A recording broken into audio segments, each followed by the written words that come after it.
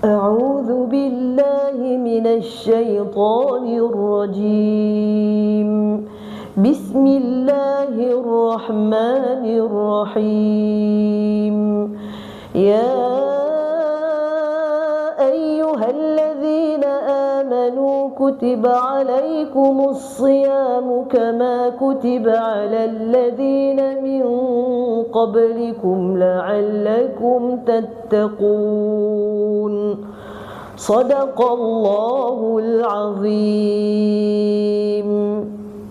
Assalamualaikum warahmatullahi wabarakatuh. Alhamdulillah wa syukurillah sallallahu ala sayyidina Muhammad wa ala alihi wa sahbihi ajma'in. Miskul Kalam Season 2 kembali hari ini dengan Day 1, Setting the Right Intention.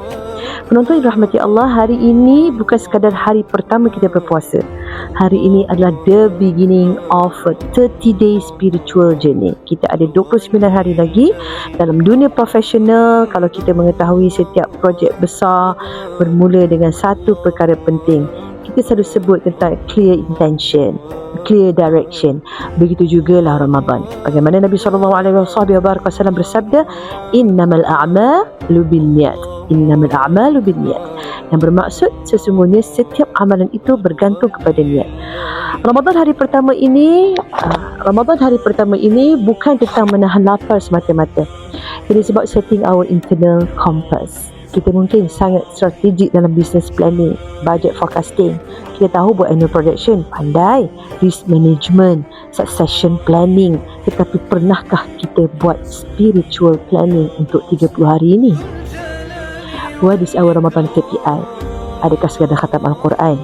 Atau kita mahu transform karakter kita lebih sabar, lebih tenang ataupun lebih humble? Penonton rahmati Allah, Ramadan is not a routine, it is a reset. Inilah bulan madrasah untuk kita berubah menjadi insan yang benar-benar beriman dan bertakwa kepada Allah. Hari pertama menentukan momentum. If we start strong with sincerity, insya-Allah kita akan end dengan stronger iman with taqwa. Jangan biarkan Ramadan berlalu sebagai ritual tahunan sahaja. Let be a leadership training for the soul, kerana akhirnya yang Allah nilai bukanlah pencapaian luaran kita, tetapi keikhlasan dalaman kita. Semoga kita bertemu lagi esok Miskul Kalam. Assalamualaikum warahmatullahi wabarakatuh.